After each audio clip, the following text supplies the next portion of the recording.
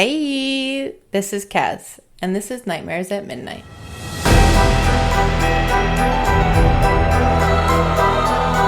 Glowing eyes, long yellowed fangs, overly long tongues, and animal-like ears with antlers or horns sprouting on his head. Sharp and pointy teeth, extremely bad breath, and body odor are also characteristics of the Wendigo.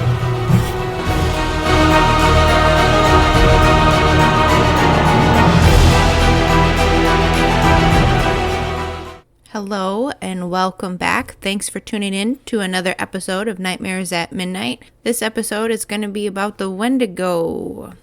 Just a few things to clean house here before we start with the Wendigo. We are on Patreon now. Go check us out. Join our membership groups so we can shout out your names. There's the bedtime by 8 p.m., bedtime by 10 p.m., bedtime at midnight, do you even sleep, and yep, you're a vampire. Those are the names of the groups. And they take different amounts, so whatever support you're willing to do, check them out to see which one you want to join and see which rewards you get. No matter what the support, everything is so appreciated because it continues to let me put out episodes. So go to Patreon and look up Nightmares at Midnight and make sure it's us and pick a group to join. Then other things, this week in Alaska, it has snowed so much. I think we're up to around 3 feet in the last week. I love snow and I think it's great, but I'm pretty sure quite a few people up here are tired of it. Violet has been doing the remote learning for the last week because we can't get her to school. The buses can't get out and about with how much snow there is. But of course, my dogs are loving it. We have Yzma, who's a gnome rescue, so she's got all sorts of different breeds in her, and she just loves being out there and plunging through the snowbanks. Then we have Yaga, who's, of course, our summer dog, and she doesn't really care for it. Either way, it's super pretty. I love it. I'm happy with it. I like to get out there and snow blow and shovel it, and I like that cold air, so it's nice.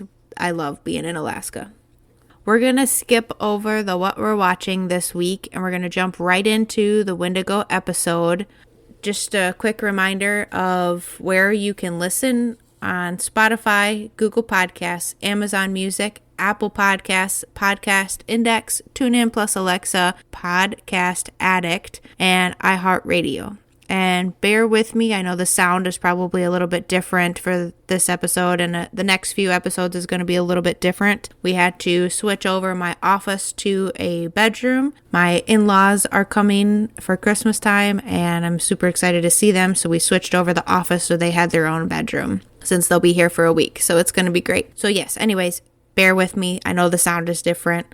It won't be forever, just for the next couple weeks, a couple episodes.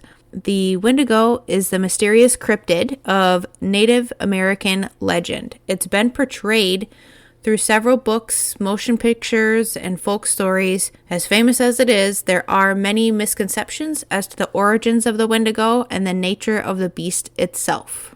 So join me, and we'll descend into the origins of one of North America's most terrifying and mysterious monsters. Seeking occupational therapy services for your child in the Wasilla and Palmer area and you're on a waiting list? Clinic setting just isn't cutting it?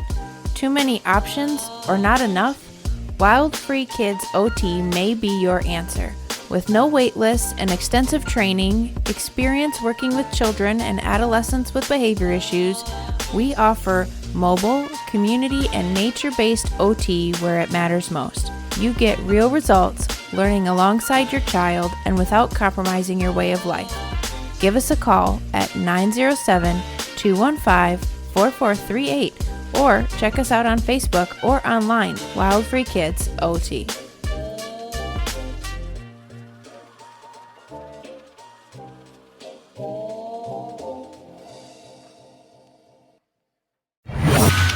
The Wendigo is part of the traditional belief system of a number of Algonquin-speaking peoples. I'm sorry if I mispronounced that. Although descriptions can vary somewhat, common to all these cultures is the view that the Wendigo is a malevolent, cannibalistic, supernatural being. They were strongly associated with winter, the north, coldness, famine, and starvation. Once adopted by European settlers, many aspects of indigenous culture were significantly altered. This too was true in the case of the Wendigo. Modern stories about the creature often describe it as having stag-like antlers, large horns, or its entire head being similar to a cervine skull, which is a deer or moose or elk. This change is probably due to the impact of similar creatures that stem from European legends, like werewolves or vampires and Wolpertingers, that type of thing. They may all have been inspiration for the European adaptation of the Wendigo. First being said, there is two different spellings for the Wendigo. There's the Weindigo or the Wendigo. They're the same thing, just different spelling. The Wendigo legends were easily adopted into white American folklore due to the similarity of the metamorphic nature of many legendary European cryptids. The contrast between the cervine skull antlers of the European version and the original Wendigo's more human-like form is especially important when you consider the traditional Wendigo's detachment and disrespect for nature. Where are Wendigos found?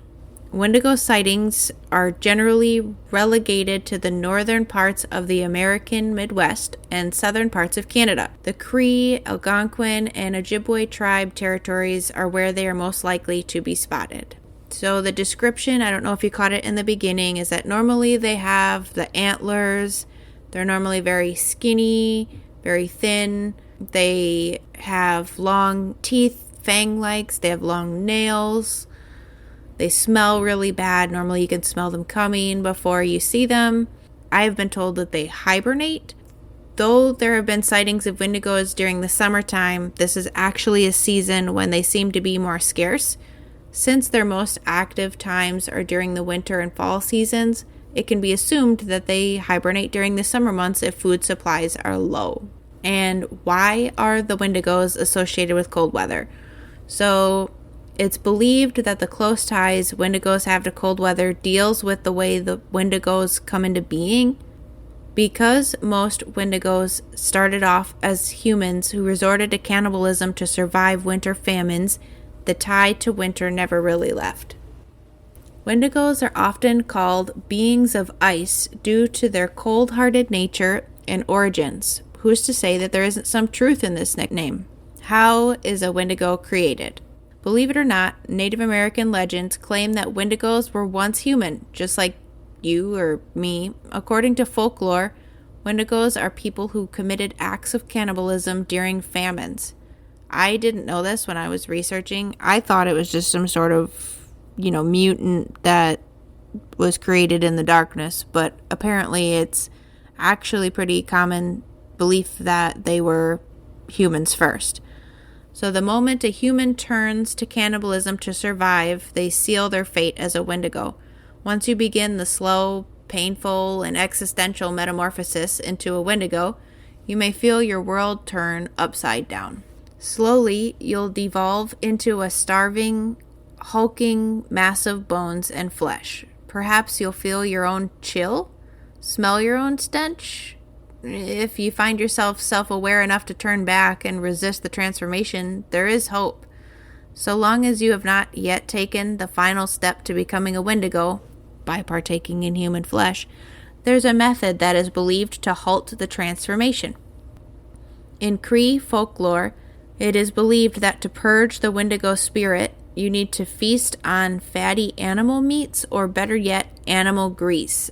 This will cause your body to eject the evil spirit through vomiting ice. And one thing I found out while I was researching is that there's actually a real Wendigo psychosis.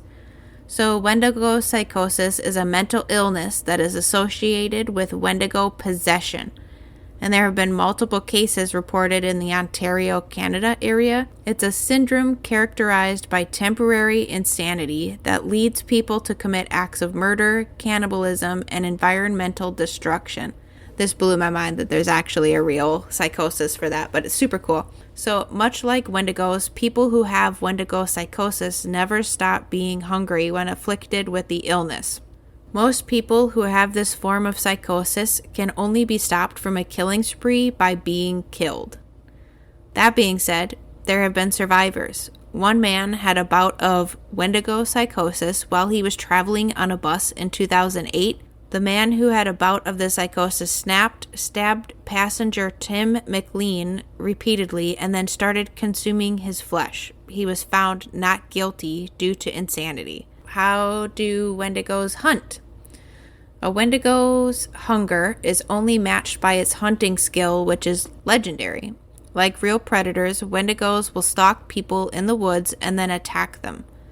They have extreme speed, strength, and endurance. If a Wendigo decides to hunt you, they will stalk you and possibly try to lure you deeper into the woods. When it decides to finally catch you, it will shred you to pieces and eat every last bit of you. That's why no one ever sees a Wendigo victim's body. So that's scary for me, because I live in the woods in the dark and the cold, like 9 months out of the year. So that's awesome for me to want to take the dogs out at night. Thank you for that. Wendigo's weaknesses. In all likelihood, if you encounter a Wendigo, you're probably screwed. They are bigger, faster, stronger, and more resilient than a human, but have been thought to take living humans as prisoners. Whether for a snack for later, I am a snack, but I don't want to be a snack, or other more nefarious reasons, if you end up the captive of a Wendigo, it's important to go for its frozen heart.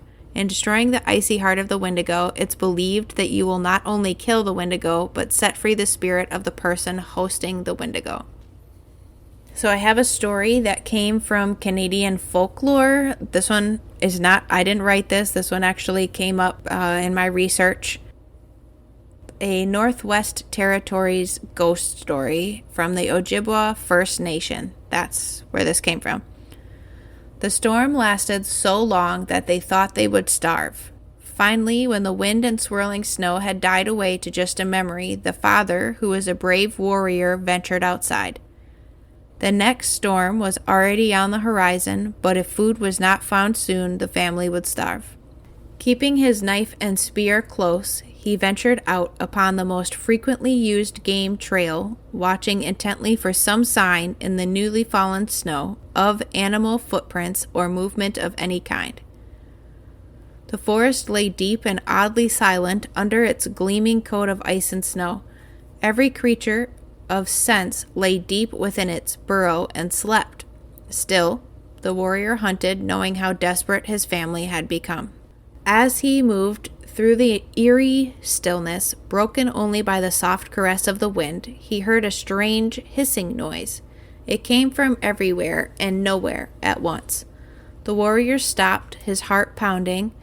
That was when he saw the blood-soaked footprints appearing on the path in front of him. He gripped his knife tightly, knowing that somewhere, watching him, was a Wendigo. He had learned about the Wendigo at his father's knee. It was a large creature, as tall as a tree, with a lipless mouth and jagged teeth. Its breath was a strange hiss. Its footprints full of blood, and it ate any man, woman, or child who ventured into its territory.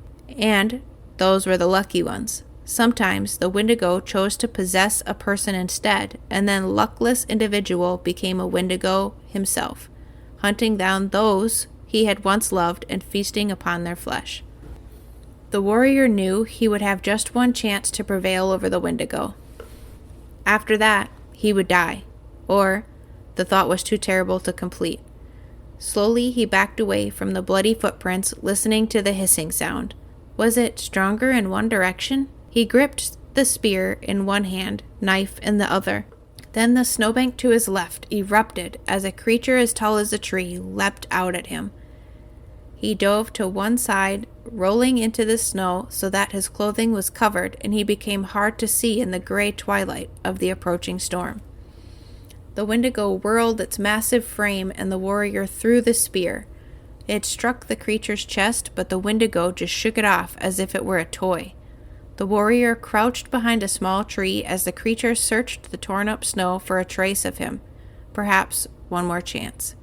The Wendigo loomed over his hiding place, its sharp eyes seeing the outline of him against the tree. It bent down, long arms reaching. The warrior leapt forward as if to embrace the creature and thrust his knife into its fathomless black eye. The Wendigo howled in pain as the blood of the knife sliced into its brain cavity. It tried to pull him off of its chest, but the warrior clung to the creature, stabbing it again and again in the eyes and the head. The Wendigo collapsed to the ground, bleeding profusely, almost crushing the warrior beneath its bulk. He pulled himself loose and stared at the creature, which blended in with its white surroundings so well that he could not have seen it except for the blood pouring from its eyes and ears and scalp. Then the outline of the creature grew misty and it vanished, leaving only a pool of blood to indicate where it had fallen. Shaken, the warrior, heart pounding with fear and fatigue, turned for home. He was weakened by lack of food, but knew that the storm would break soon and he would die if he did not seek shelter. At the edge of the wood, he found himself face to face with a red fox. It was a fat, old creature, its muzzle lined with gray. The creature stood still, as if it had been brought to him as a reward for killing the Wendigo. With a prayer of thanksgiving, the warrior killed the fox and took it home to his starving family. The meat lasted for many days until the final storm had blown itself out and the warrior could safely hunt once more. So, while reading that story and listening to it when I found it on the research, I didn't expect the body of the Wendigo to disappear. I thought maybe it would, shrink back into a man or go back into a human form. So hearing it disappear was different from what I expected. There's also a poem that I'm going to read about the Wendigo by Louise Erdrich, and it was for Angela. The Wendigo is a flesh-eating, wintry demon with a man buried deep inside of it. In some Chippewa stories, a young girl vanquishes this monster by forcing boiling lard down its throat, thereby releasing the human at the core of ice. You knew it was coming for you, little one, when the kettle jumped into the fire. Towels flapped on the hooks, and the dog crept off, groaning, to the deepest part of the woods. In the hackles of dry brush, a thin laughter started up. Mother scalded the food warm and smooth in the pot and called you to eat. But I spoke in the cold trees. New one, I have come for you. Child, hide and lie still. The sumac pushed sour red cones through the air. Copper burned in the raw wood. You saw me drag toward you. Oh, touch me, I murmured, and licked the soles of your feet. You dug your hands into my pale, melting fur. I stole you off, a huge thing in my bristling armor. Steam rolled from my wintry arms, each leaf shivered. From the bushes we passed until they stood, naked, spread like the cleaned spines of fish. Then your warm hands hummed over and shoveled themselves full of the ice and snow. I would darken and spill, all night running, until at last morning broke the cold earth, and I carried you home, a river shaking in the sun. So I thought that was beautiful for a poem about the Wendigo. One of the things I've been asked was, what are the differences between Skinwalker and Wendigo? So both have a history in native tribes, but essentially a Wendigo is a mutated cannibal and a Skinwalker is a blood-borne witch gaining the power and influence throughout occult practices and sinful acts. So if you read up more on Skinwalkers, in my opinion, you'll find that they are a greater threat. Of course, you should not underestimate either. Skinwalker has been translated from the Navajo language, which literally means, by means of it, it goes on all fours. The Pueblo people and Apache also have their own legends involving the Skinwalker. Some traditions believe that the Skinwalkers are born of benevolent medicine man who abuses indigenous magic for evil. The medicine man is then given mythical powers of evil that vary from tradition to tradition, but the power all traditions mention is the ability to turn into or possess an animal or person. So other traditions believe a man, woman, or child can become a skinwalker should they commit any kind of deep-seated taboo. Going back to Wendigos, in December of 1897, the St. Paul Globe of Minnesota reported that a Native American woman living in the Barrens River Reserve of Manitoba It's funny, I lived in Minnesota and Wisconsin, so I'm familiar with these places and how they have all these different pronunciations than what people from other places are going to call it. So I can't believe I just stumbled through Manitoba. Okay, so let me rewind. So in December 1897, the St. Paul Globe of Minnesota reported that a Native American woman living in the Barrens River Reserve of Manitoba had contracted typhoid fever, the effects of which caused her to act strangely. Her husband thought she was going Wendigo, so he grabbed her by the hair and broke her neck. He was arrested for murder, but there are also cases of people going Wendigo that are not mistaken diagnosis. The most infamous is the case of Swift Runner. Even in the last century, Native Americans actively believed in and searched for the Wendigo. One of the most famous Wendigo hunters was a Cree Indian named Jack Fiddler. He claimed to kill at least 14 of the creatures in his lifetime, although the last murder resulted in his imprisonment at the age of 87. Can you imagine going to prison at 87? Just why at that point?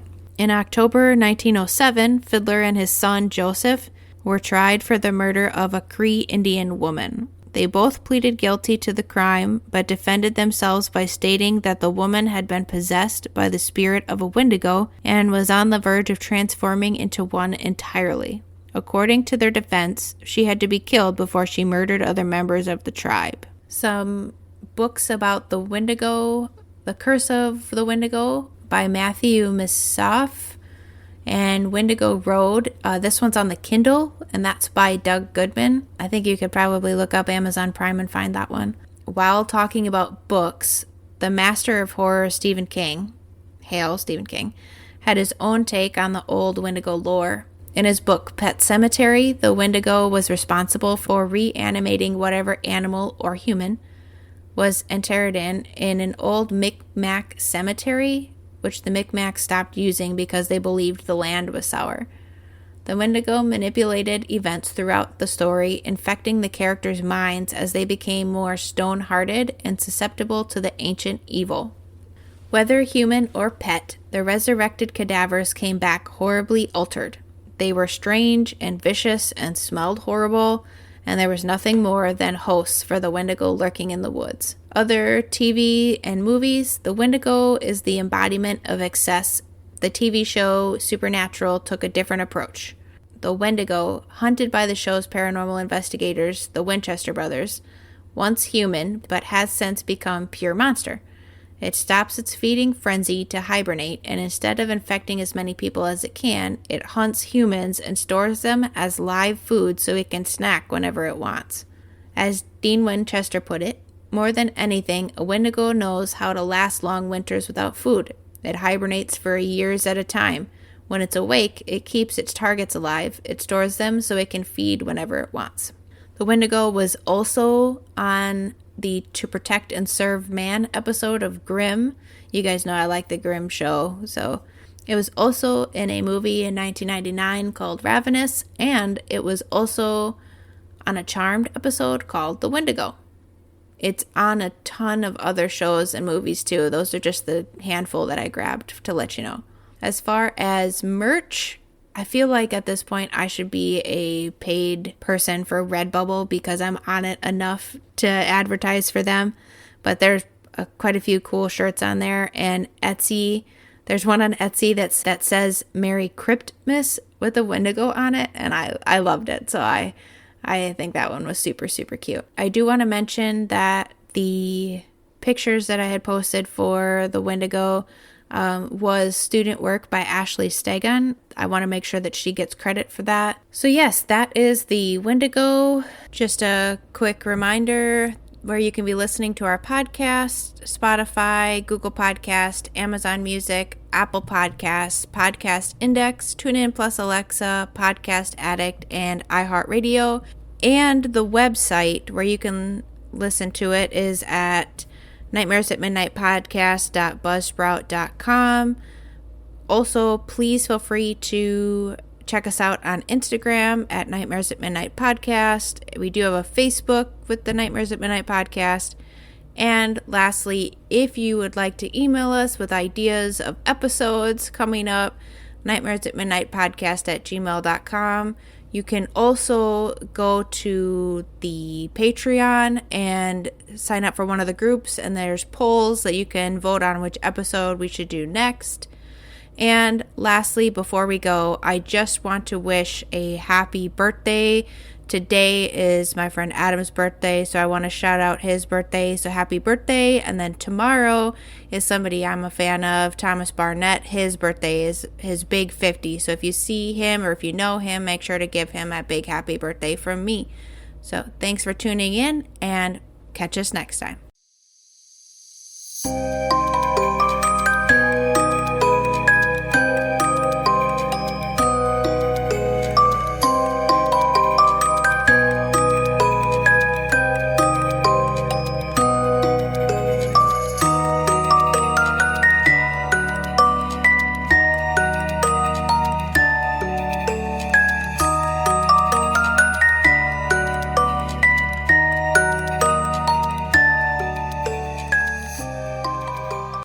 As a busy mom, it can be hard to take care of yourself. Even harder when you need to leave the house alone for that self-care. My friend Jennifer has a solution for that. She offers in-home massage in the Wasilla and Palmer, Alaska area. Her business is called Anchored in Relaxation, and you can find her on Facebook and Square Appointments or by emailing anchoredinrelaxation@gmail.com. Mention you heard about her here for a free peppermint scalp massage added on to any massage.